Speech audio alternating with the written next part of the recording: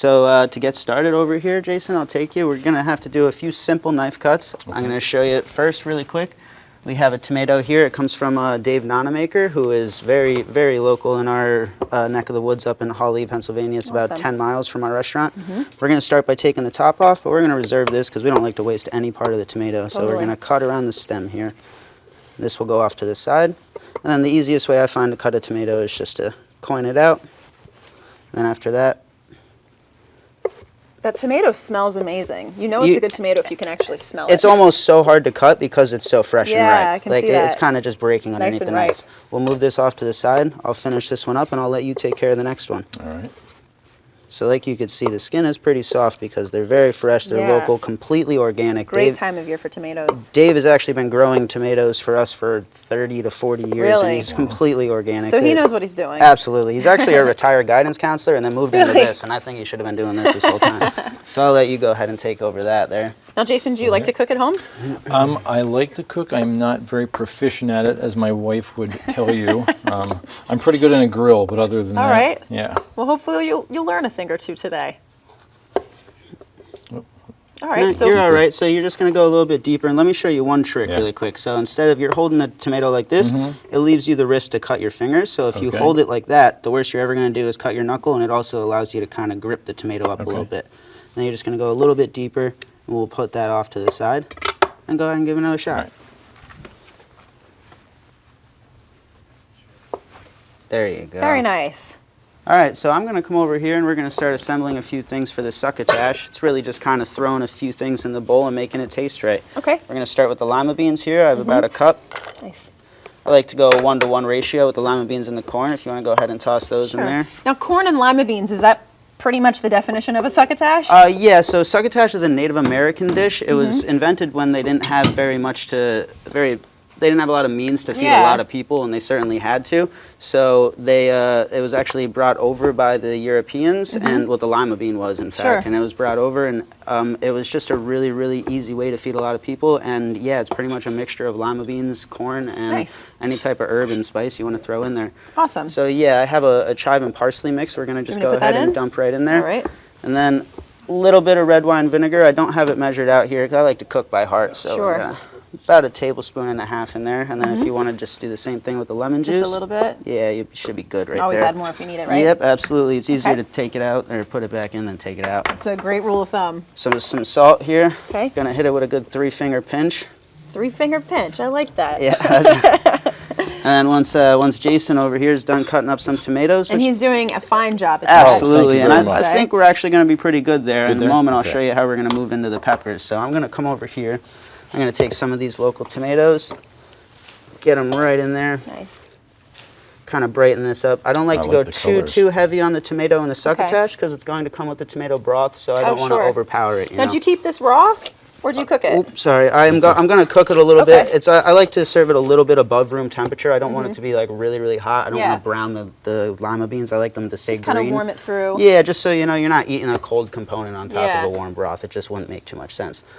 So right here, we have what's called a Habanado pepper. Yeah, let's talk about these because they look like they're going to be fiery hot. They actually aren't. That's the trick. So it looks like a habanero pepper, but it has 0 heat. I want both of you to try it once I start cutting into it. It has the exact flavor of a habanero, but no heat at all. It's called a Habanado. Because I love the flavor of habaneros. They do not. I got this from a local farmer from Lato Sud Farms.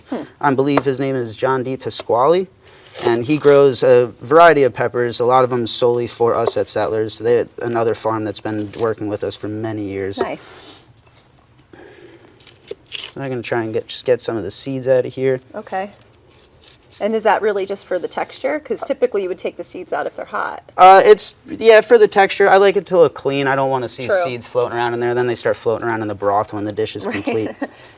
So I'm going to show you, it's what's called the pith, Jason. It's what you don't want in a pepper. It just gives it that dirty, musty taste. And then after this, it's just going to be kind of like a fine julienne going down the edge of the pepper here. And these will get tossed right in there. And I'm going to have you finish cutting up the pepper there, and we'll put the rest in there. But first, I was going to say, first, why don't we all try a little piece here? It smells like it's going to be hot. Super And sweet. You think that heat's gonna come. It brings the anticipation, like Yeah. you're waiting for it, you're about to start sweating, and it just goes there's away. none. They're perfectly sweet. I love the flavor of habaneros. They're so fruity. Well, this so is sweet this is tasting, the but- pepper right up your alley. Then. Yeah. It's called a habanado. I'm into it. Now I just have to figure out where to buy them. Just finish these here. Yep, you can just finish that there. And I saw last time. Let me give you one more tip Yep. on how to hold the knife. Yep. So if you see you're holding it from back here, it's kind of. Have you ever played baseball? Yeah. Yeah, Long so time you ago. want to choke Long up on time. the bat to give it that leverage, right? Okay. So it's the same thing. It's called the pinch grip. You want to kind of grab right up here, grab the blade, Okay. and then if you hide your fingers, you could just rock right through it, and you never Okay. have to worry about cutting yourself. You have a Okay. lot of stability on the blade. That was a Very good. great lesson. Nice. There you Look go. at that. You're a pro now. All right, thank you.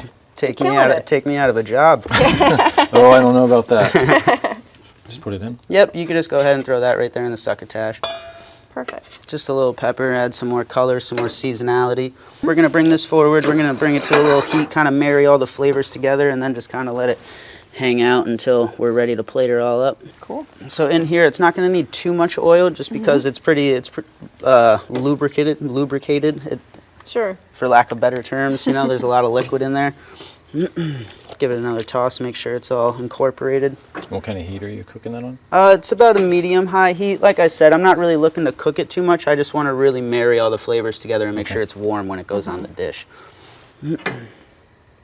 All right, nice. So this is starting to bubble up a little. Yep, this is starting to bubble up. You could hear it going a little bit. We'll boost the heat up just a tiny bit more.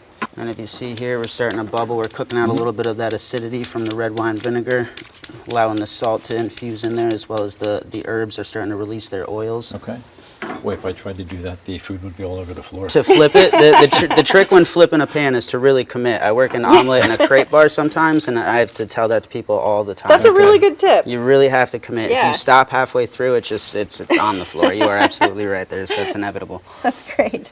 So while this pan heats up for the scallops here, I'm going to actually get another pan right here to show you how we're going to saute our local kale. And when it comes to kale, people cook it a lot of different ways. I Yeah. personally like to saute it right from raw. I like my don't blanch vegetable. it or anything? I like my vegetables to be as close to raw as possible and also still have a little crunch. I like Yeah. the toothiness to it. So I'm going to take this and go in about a medium-high heat and saute it in just some oil, salt, and pepper. Kale is delicious on its Yeah. own. It really doesn't need too much. Nice and sweet. If I was going to try and get fancy with it, I'd throw a little garlic and some butter and lemon there. But with everything else going on in the keep it dish, nice I and think, simple. yeah, simple is the best way to go here. So now our succotash is hot. All those flavors have married together. We're just going to kind of let this chill and hang out so it's right above room temperature when it comes time for serving. Okay.